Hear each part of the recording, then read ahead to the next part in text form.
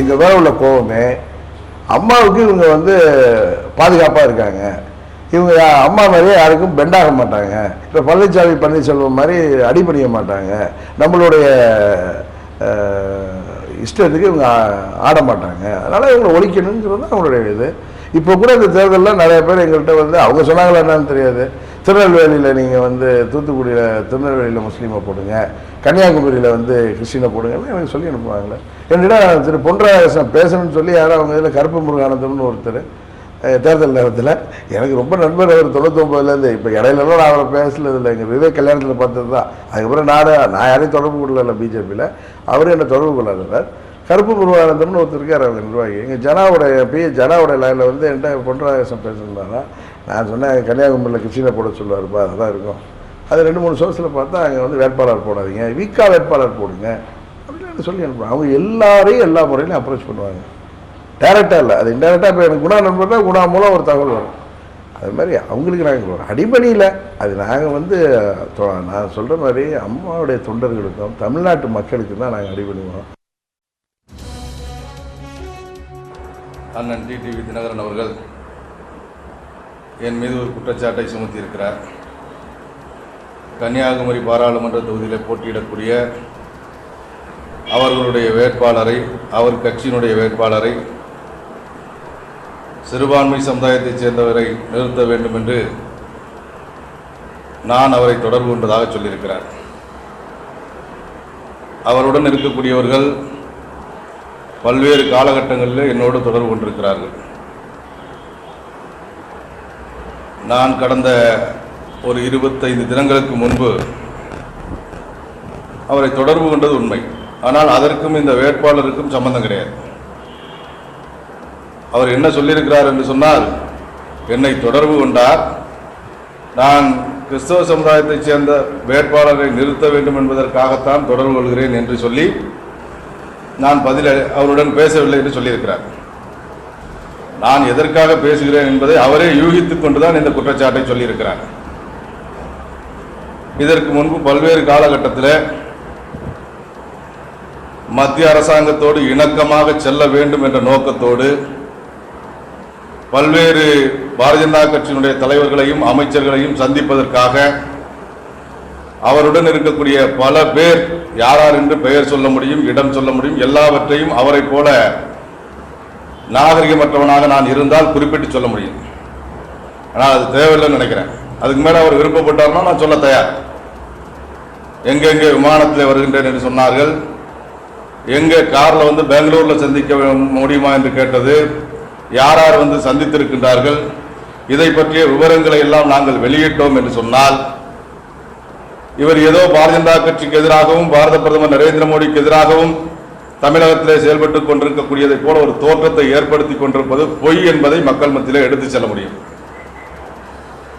பாரதிய ஜனதா கட்சியோடு இணக்கமாக செல்வதற்கு பல்வேறு முயற்சிகளை எடுத்துவிட்டு அந்த முயற்சி பலிக்கவில்லை. தலைவர்கள் இவரை யாருன்னே தெரியாத தலைவர்கள், எங்களுடைய தலைவர்கள் எல்லாம் சொல்ல போனார். அப்படிப்பட்ட ஒரு நிலை ஏற்பட்டதற்கு பிறகுதான் இவர் ஒரு ஸ்டாண்ட் எடுக்கிறார். எப்படின்னு சொன்னா, ஏதோ சிறுபான்மையினருக்கு பாதுகாவலரை போலவும் மத்திய அரசாங்கத்திற்கு எதிரானவரை போலவும் பல்வேறு முயற்சிகளை எடுத்து அந்த முயற்சிகளிலே தோல்வி ஏற்பட்டதற்கு பிறகு அவர் இந்த மாதிரியான ஒரு அரசியலை நகர்த்தி கொண்டிருக்கிறார். கன்னியாகுமரியை பொறுத்தளவில் வேட்பாளரை வாபஸ் பெற செய்ய வேண்டிய அவசியங்கள் கிடையாது. ஏன்னு சொன்னா, மத்திய அமைச்சர் பொன் ராதாகிருஷ்ணன் அவர்கள் ஏற்கனவே 40,000 கோடி ரூபாய்க்கு மேலான திட்டங்களை கொடுத்து இந்த பகுதியில் இருக்கக்கூடிய அனைத்து மக்களாலும், அது இந்துவாக இருக்கலாம், முஸ்லீமாக இருக்கலாம், கிறிஸ்தவராக இருக்கலாம், அத்தனை மக்களும் வளர்ச்சி வேண்டும் என்று சொல்லி அவரை ஏற்றுக்கொண்டிருக்கின்றார்கள், அவர்களுக்கு ஆதரவாக இருக்கின்றார்கள். இந்த சூழ்நிலையில் சிறுபான்மை வேட்பாளரை போட வேண்டும் என்று நாங்கள் கேட்க வேண்டிய அவசியம் இல்லை. சிறுபான்மையினரும் கூட இன்றைக்கு எங்களுக்கு ஆதரவாக இருந்து கொண்டிருக்கிறார்கள்.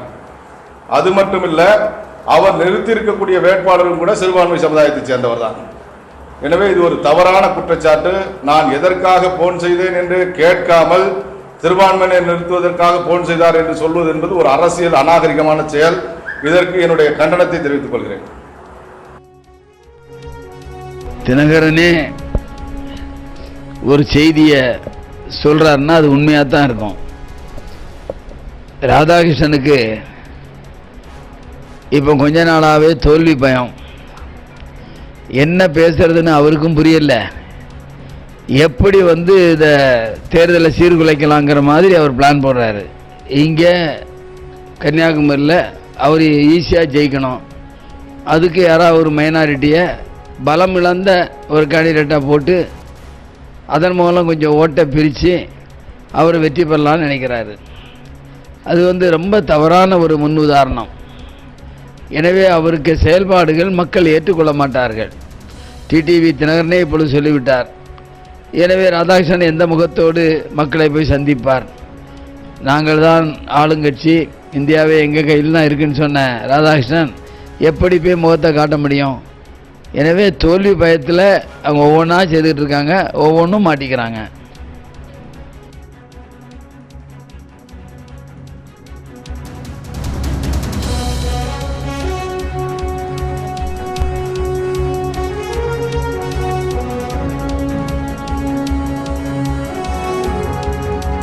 இது குறித்து கூடுதல் விவரங்களுடன் நம்முடைய செய்தியாளர் சரவணன் இணைந்திருக்கிறார். சரவணன், தற்போது டிடிவி தினகரன் தரப்பிலிருந்து இப்படி ஒரு விஷயத்தை சொல்லியிருக்கிறார். நம்ம கொடுத்திருக்கக்கூடிய அந்த பிரத்யேக பேட்டியில் பாஜகவினர் அறிவுறுத்தலின் பேரில் கருப்பு முருகானந்தம் அவரை தொடர்பு கொண்டு பலவீனமான வேட்பாளரை குமரி தொகுதியில் நிறுத்த வேண்டும் என்று கூறியதாக அவர் கூறியிருக்கிறார். அந்த குற்றச்சாட்டிற்கு மறுப்பும் தெரிவித்திருக்கிறார்கள். மற்ற தலைவர்கள் இதற்கு என்ன மாதிரியான ஒரு எதிர்வினை ஆற்றியிருக்கார்கள்? விவரங்கள் என்ன? நிச்சயமாக, அதாவது தமிழகத்தில் இந்த தேர்தல் களமானது சூடுபிடித்திருக்கக்கூடிய இந்த சூழலில் தற்போது டிடிவி தினகரன் ஒரு குற்றச்சாட்டை பாஜக மீது வைத்திருக்கிறார். அதிலும் குறிப்பாக கன்னியாகுமரி நாடாளுமன்ற தொகுதியில் போட்டியிடக்கூடிய பொன் ராதாகிருஷ்ணன் அறிவுறுத்தலின் பேரில் கருப்பு முருகானந்தம் இவருடன் தொடர்பு கொண்டு பேசியதான ஒரு குற்றச்சாட்டை கூறியிருந்தார். இந்த குற்றச்சாட்டிற்கு தற்போது கருப்பு முருகானந்தம் வெளிப்படையான ஒரு தான் பேசியது இது சம்பந்தமாக, அதாவது சிறுபான்மையினரை அமமுக சார்பில் கன்னியாகுமரி தொகுதியில் நிறுத்த வேண்டும் என்கின்ற முறையில் பேசவில்லை என்பதை வெளிப்படையாக கூறியிருக்கிறார்.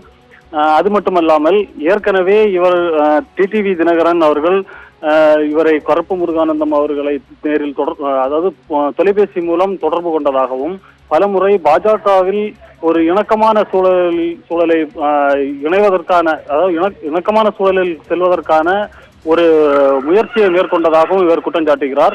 அது மட்டுமல்லாமல் கடந்த 25 நாட்களுக்கு முன்பாக இவர் நேரடியாக தொலைபேசியில் டிடிவி தினகரனுடன் தொடர்பு கொண்டதை உறுதியாக சொல்கிறார். தொடர்பு கொண்டேன் என்கிறார். ஆனால் இது சம்பந்தமாக, அதாவது கன்னியாகுமரி தொகுதியை பொறுத்த மட்டில் அமமுகவில் சிறுபான்மையை சேர்ந்த ஒரு வேட்பாளரை நிறுத்த வேண்டும் என்கின்ற டிடிவி தினகரன் குற்றச்சாட்டை வெளிப்படையாகவே இவர் மறுக்கிறார். அந்த மாதிரியான எந்த ஒரு முயற்சியும் எடுக்கவில்லை, அதற்கான எந்த அவசியமும் கிடையாது என்கின்ற முறையிலேயே தான் இவர் தற்போது அந்த டிடிவி தினகரனுடைய குற்றச்சாட்டிற்கு மறுப்பு தெரிவித்திருக்கிறார்கள். சரவணன், ஆனால் கருப்பு முருகானந்தம் பேசுறத பார்க்கும்போது அவர் அரசியல் அநாகரிகம் இந்த விஷயம் அப்படிங்கிற ஒரு விஷயத்த சொல்றாரு. அதே சமயம் யூகத்தின் அடிப்படையிலேயே டிடிவி தினகரன் இது போன்ற கருத்துக்களை தெரிவிக்கிறார் அப்படிங்கிற ஒரு விஷயத்தையும் கூடவே சேர்த்து சொல்றாரு. இதை எப்படி புரிஞ்சுக்கிறது? இல்ல, அதாவது இவங்க ஏற்கனவே இவர் ஒரே ஊரை சேர்ந்தவர்கள். இவருடன் அமமுகவில் தற்போது இருக்கும் பல நிர்வாகிகளும் இவருடன் தொடர்பில் இருக்கிறார்கள் என்கின்ற ஒரு விஷயத்தை சொல்கிறார். இது மாதிரியான சூழலில் அவர்கள் பேசும் அனைத்தையுமே நானும் குறிப்பிட்டால் அது ஒரு அரசியல் நாகரிகமாக இருக்காது. தற்போது டிடிவி தினகரன் அவருடன் நான் பேசியதாக, அதாவது தொலைபேசியில் தொடர்பு கொண்டேன் என்பது உண்மை. ஆனால் நிச்சயமாக இந்த வேட்பாளர் குறித்து எதுவுமே நான் பேசவில்லை என்கின்ற ஒரு விஷயத்தை தான் இவர் கூறியிருக்கிறார். இது மாதிரியான தொலைபேசியில் பேசிய விஷயங்களை ஒரு பொது தளத்தில் இது மாதிரி வெளிப்படையாக இவர் கூறியிருப்பது அரசியல் அநாகரிகம் என்கின்ற வகையில் தான் இவர் கூறியிருக்கிறார்கள். நிச்சயமாக சரவணன், தொடர்ந்து இணைப்பிலே இருங்க. தொடர்ந்து நம்முடைய அரசியல் பிரிவு ஆசிரியர் திரு செந்தில் அவர்கள் இணைந்திருக்கிறார். கன்னியாகுமரியில் பலவீனமான வேட்பாளரை நிறுத்துமாறு பாஜக நிர்பந்தித்தது என்ற ஒரு பகிரங்கமான குற்றச்சாட்டை டிடிவி தினகரன் நம்முடைய பிரத்யேக பேட்டியில் கூறியிருக்கிறார். தேர்தல் சமயத்தில் இவருடைய இந்த வெளிப்படையான இந்த குற்றச்சாட்டை எப்படி பார்ப்பது? நிச்சயமாக ஆஸ்லி, இதற்கு முன்பும் கூட ஆர்கே நகர் தேர்தலின் பொழுது தேர்தலுக்கு முன்பாக ஒரு காணொலி ஒன்று அம்மா மக்கள் முன்னேற்ற கழகத்தில் இருக்கக்கூடிய வெற்றிவேல் அவர்கள் அந்த காணொலியை வெளியிட்டிருந்தார். அதுல செல்வி ஜெயலலிதா அவர்கள் மருத்துவமனையில் இருந்த பொழுது பழச்சாறு அருந்துவது போன்ற ஒரு காணொலி வெளியிடப்பட்டது. அப்பொழுதும் கூட இது போன்ற விவாதங்களும் சர்ச்சைகளும் பெரிய அளவில் எழுந்தன. தேர்தலுக்கு முன்பாக இந்த காணொலி வெளியிடப்படுவதற்கான காரணிகள் என்ன என்பது போன்ற கேள்விகள் அப்பொழுது முன்வைக்கப்பட்டன. அந்த காணொலி தான் வெளியிடவில்லை. அவர் வெற்றிவேல் அவருடைய தனிப்பட்ட ஒரு விருப்பத்தின் பேரிலும் ஆர்வத்தின் பேரிலும் அந்த காணொலி வெளியிட்டிருக்கிறார் என்று அப்பொழுது டிடிவி தினகரன் தரப்பில் அதற்கு விளக்கம் சொல்லப்பட்டது. தற்போது இந்த இது போன்ற ஒரு முயற்சி எடுக்கப்பட்டதாக சிறுபான்மை சமூகத்தைச் சேர்ந்த ஒரு வேட்பாளரை அங்கே நிறுத்தும்படியும், அவர் சற்றே பலவீனமான வேட்பாளராக இருந்தால் சிறுபான்மை சமூகத்தினுடைய வாக்குகள் ஒட்டுமொத்தமாக ஒருவேளை தனியாக பிரிந்துவிட்டால் பெரும்பான்மை இந்து சமூகத்தினுடைய வாக்குகள் கன்னியாகுமரியில் தனக்கு கிடைக்கும் என்று அவர்கள் அந்த கோணத்தில் சிந்தித்து தன்னை அணுகியதாக டிடிவி தினகரன் இந்த குற்றச்சாட்டை வைத்திருக்கிறார். தேர்தல் நேரத்தில் அவர் நம்முடைய முதன்மை ஆசிரியருக்கு அளித்திருக்கக்கூடிய இந்த பிரத்யேக பேட்டி என்பது உள்ளபடியே ஒரு பரபரப்பை ஏற்படுத்தக்கூடிய ஒன்றாகத்தான் இருக்கிறது. அவருடைய இந்த குற்றச்சாட்டை கருப்பு முருகானந்தம் மறுக்கவும் இல்லை. அவர் சில தினங்களுக்கு முன்பு தான் தொடர்பு கொண்டதை அவர் ஒப்புதல் தெரிவித்திருக்கிறார். ஆம், நான் தொடர்பு கொண்டேன் என்பதையும் தெரிவித்திருக்கிறார். ஆனால் டிடிவி தினகரன் அவர் அளித்த பேட்டியிலிருந்தே அவர் அதற்கான மறுப்பையும் எடுத்து முன்வைத்திருக்கிறார். அவர் முயற்சித்தார், இதற்காகத்தான் முயற்சிப்பார் என்று நான் புரிந்து கொண்டேன் என்று தன்னுடைய உதவியாளரிடம் தெரிவித்ததாக டிடிவி தினகரன் அந்த பேட்டியில் தெரிவிக்கிறார். கருப்பு முருகானந்தமும் இதே முன்வைத்துதான் அந்த வாதத்தை மறுக்கிறார். அவராகவே புரிந்து கொண்டால் எப்படி, நான் இதற்காகத்தான் தொடர்பு கொண்டேன் என்பதை அவராகவே புரிந்து கொண்டால் எப்படி என்ற கேள்வியும் முன்வைத்திருக்கிறார். ஆனால் தொடர்பு கொள்ளவில்லை என்பதை அவரும் மறுக்கவில்லை. மாறாக தங்கள் தரப்பில் இதுபோல் அவர்களும் பல முறை தொடர்பு கொண்டிருக்கிறார்கள், அதை நான் வெளியிடட்டுமா என்ற ஒரு சவாலை அவர் முன்வைத்திருக்கிறார். இதில் பல பிரதான கேள்விகள் எழுகின்றன. மிக எதிரெதிர் தளத்தில் தேர்தல் களத்தில் இருக்கக்கூடிய அம்மா மக்கள் முன்னேற்ற கழகத்தினுடைய ஒரு துணை பொதுச் செயலாளரை தமிழக பாஜகவுடைய மிக முக்கிய பொறுப்பில் இருக்கக்கூடிய மாநில பொதுச் செயலாளர் என்ற பொறுப்பில் இருக்கக்கூடிய கருப்பு முருகானந்தம் வேறு எதற்காக தொடர்பு கொண்டார்? அவர் தான் இதற்காக தொடர்பு கொள்ளவில்லை என்பதை தெரிவித்தாலும் கூட வேறு எதற்காக தொடர்பு கொண்டார், அதுவும் தேர்தல் நேரத்தில் என்ற கேள்வி இங்கே எழுகிறது. கிட்டத்தட்ட கிராமத்து சொல்லவிடையில கீரியும் பாம்புமாக அரசியல் தளத்தில் இன்றைக்கு இருக்கக்கூடிய பாஜகவும் அமமுகவும் அந்த கட்சியினுடைய ஒரு தலைமை பொறுப்பில் இருக்கக்கூடிய துணை பொதுச் செயலாளரை பாஜகவினுடைய தமிழ் மாநில பொதுச் செயலாளர் அணுக வேண்டிய அல்லது தொலைபேசியில் அழைக்க வேண்டிய அவசியம் என்ன இருக்கிறது? ஏது தொடர்பாக பேசுவதற்காக அவர் விரும்பி இருப்பார் என்ற கேள்வி எழுகிறது. தான் எதற்காக அவரிடம் பேச விரும்பினேன் அல்லது எதற்காக தொலைபேசியில் அழைத்தேன் என்பதை கருப்பு முருகானந்தமும் தெளிவுபடுத்தவில்லை. மாறாக எதிர்த்தரப்பின் மீது ஒரு குற்றச்சாட்டை அவர் முன்வைத்திருக்கிறார். அவர்கள் தரப்பில் பலமுறை எங்களை தொடர்பு கொள்ள முயற்சித்தார்கள் அப்படிங்கிற ஒரு குற்றச்சாட்டை வைத்திருக்கிறார். பாஜகவோடு இணக்கமாக செல்ல டிடிவி தினகரன் விரும்பியதாகவும் அதற்கு பாஜக தலைவர்கள் இடமளிக்காத நிலையிலேயே தன்னை ஒரு சிறுபான்மை சமூகத்தினுடைய தலைவராக அவர் முன்னிலைப்படுத்த விரும்புவதாகவும் கருப்பு முருகானந்தம் அந்த பேட்டியில் முன்வைத்திருக்கிறார். டிடிவி தினகரன் தரப்பில் கருப்பு முருகானந்தம் தெரிவித்த இந்த கருத்திற்கு என்ன பதில் சொல்ல போகிறார்கள் என்பதை நாம் பொறுத்திருந்தான் பார்க்க வேண்டும். எது எப்படி ஆகினும் இந்த வெல்லும் சொல் நிகழ்ச்சிக்கு அளித்திருக்கக்கூடிய இந்த பேட்டி என்பது உள்ளபடியே பாஜக அமமுக இடையில் இருக்கக்கூடிய ஒரு உராய்வு அல்லது அமமுகவை தொடர்ச்சியாக பாஜக நெருக்கடிக்குள்ளாக்கி வருகிறது என்ற டிடிவி தினகரனுடைய குற்றச்சாட்டில் இது மேலும் ஒரு புதிய குற்றச்சாட்டு. அரசியல் தளத்தில் தேர்தல் நெருங்கக்கூடிய காலகட்டத்தில் இது ஒரு பரபரப்பை ஏற்படுத்தியிருக்கிறது என்றே சொல்லலாம். ஆஸ்லி, நிச்சயமாக செந்தில், அதே நேரத்தில் தேர்தல் நெருங்கக்கூடிய சமயத்தில் டிடிவி தினகரன் இதுபோன்ற பகிரங்க குற்றச்சாட்டுகள் வெளியிடுவது தேர்தலில் எதுபோன்ற தாக்கத்தை ஏற்படுத்தும்? கூடவே அமமுகவிடம் தொடர்பு கொண்டு பாஜக வேட்பாளரை பலவீனமான வேட்பாளரை நிறுத்த வேண்டும் என்று கூறியிருந்தாலும் கூட யூகத்தின் அடிப்படையில் அமமுக அங்கு அதாவது கன்னியாகுமரி தொகுதியை பொறுத்தவரைக்கும் களத்தில் பலம் பொருந்திய கட்சியாக பாஜக பார்க்கிறதா? இல்ல, அமமுகவை பொறுத்தளவில் அஇஅதிமுக இன்றைக்கு பாஜகவோடு கூட்டணி வைத்திருக்கக்கூடிய நிலையில் அஇஅதிமுகவினுடைய பெருவாரியான வாக்குகளை அம்மா மக்கள் முன்னேற்ற கழகம் அமமுக பிரிக்க கூடும் என்று ஒருவேளை கருதியிருப்பார்கள். ஒருவேளை டிடிவி தினகரன் அந்த குற்றச்சாட்டை வைப்பது அந்த கோணத்திலா என்பதை நாம் அணுக வேண்டியிருக்கிறது. இந்த தேர்தலுக்கு பிறகுதான், ஏன்னா இடையில் அமமுகவிற்கும் அஇஅதிமுகவிலிருந்து அமமுக என்ற ஒரு அமைப்பு புதிதாக உதயமான பிறகு ஒரு பொது தேர்தலாக நடைபெறக்கூடிய தேர்தல் இதுதான் முதல் தேர்தல். ஆர்கே நகர் வெற்றியை தொடர்ச்சியாக அமமுக முன்னிலைப்படுத்தி வருகிறது. ஆயினும் அது இடைத்தேர்தல் என்ற வாதத்தில் அதிமுக அந்த வெற்றியை ஏற்றுக்கொள்ள மறுத்துக் கொண்டிருக்கிறது. அது ஏற்புடைய வெற்றி அல்ல என்ற வாதங்களை வைத்துக் கொண்டிருக்கக்கூடிய நிலையில் உண்மையான அஇஅதிமுக தொண்டர்களுடைய வாக்குகள் தங்களிடம்தான் இருக்கின்றன என்று இருவருமே அதை கிளைம் பண்றாங்க. இருவருமே அதற்காக உரிமை கொண்டாடி கொண்டிருக்கிறார்கள். அந்த ஒரு நிலையில இந்த தேர்தலில் ஒருவேளை அஇஅதிமுகவினுடைய வாக்குகள் பெருமளவில் ஒரு கணிசமான அளவு அம்மா மக்கள் முன்னேற்ற கழக வேட்பாளருக்கு செல்லுமே என்று சொன்னால் அது பாஜகவினுடைய வெற்றியை பாதிக்கக்கூடும். ஏன்னா அதிமுகவும் பாஜகவும் கூட்டணியில் இருக்கக்கூடிய காரணத்தினால் அது பாஜகவுடைய வெற்றியை பாதிக்கக்கூடும். அந்த கண்ணோட்டத்தில் ஒருவேளை பாஜக தங்களை அணுகி இருக்கக்கூடும் அல்லது அணுகி இருப்பதாக டிடி தினகரன் இந்த குற்றச்சாட்டை வைக்கிறார் என்றே நம்மால் புரிந்து கொள்ள முடிகிறது.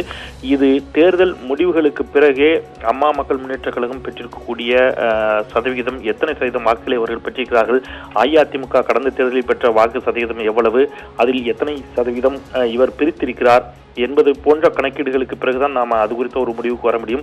அது யாருடைய வெற்றி தோல்வியை பாதித்திருக்கிறது, யாருடைய வெற்றி தோல்வியில் தாக்கங்களை ஏற்படுத்தியிருக்கிறது என்பது போன்ற தரவுகளுக்கு நாம் அது போன்ற ஒரு தெளிவான தரவுகளின் அடிப்படையிலே அந்த வாதங்களுக்கு நுழைய முடியும். ஆயினும் கூட ஆர்கே நகர் வெற்றியை அரசியல் தளத்தில் அனைத்து கட்சிகளும் எதிர்த்து வந்தாலும், அவர்கள் அதை ஏற்றுக்கொள்ள மறுத்தாலும் கூட அம்மா மக்கள் முன்னேற்ற கழகம் கணிசமான வாக்குகளை பெறுவார்கள் அல்லது பெறக்கூடும் என்ற அரசியல் ரீதியிலான ஐயமும் சந்தேகமும் எல்லா கட்சிகளுக்குமே இருக்கின்றன. அந்த ஐயத்தோடும் அந்த சந்தேகத்தோடுமே அவர்கள் அம்மா மக்கள் முன்னேற்ற கழகத்தை அணுகிறார்கள். அது தங்கள் தொகுதியில் நிற்கக்கூடிய ஒவ்வொரு கட்சிக்கும் பரஸ்பரம் தங்களுடைய வேட்பாளரை எந்த அளவிற்கு அவருடைய வெற்றி தோல்வியில் பாதிப்பை ஏற்படுத்தும் என்ற அச்சமும் எல்லோருக்குமே இருக்கிறது. அதனுடைய வெளிப்பாடாகவே இதை நாம் அணுக வேண்டியிருக்கிறது. நிச்சயமாக திரு செந்தில்வேல், இணைப்பில் வந்து உங்களுடைய கருத்துக்களை பகிர்ந்து கொண்டமைக்கு நன்றி.